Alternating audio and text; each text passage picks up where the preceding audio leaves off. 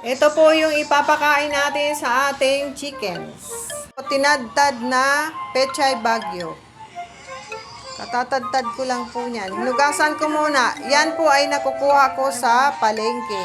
Nahihingi ko po yan sa kanila, yung sa mga nagtitinda ng gulay.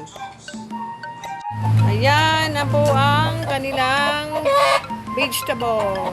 Yan, vegetable. Hiniwa-hiwa ko. Ayan.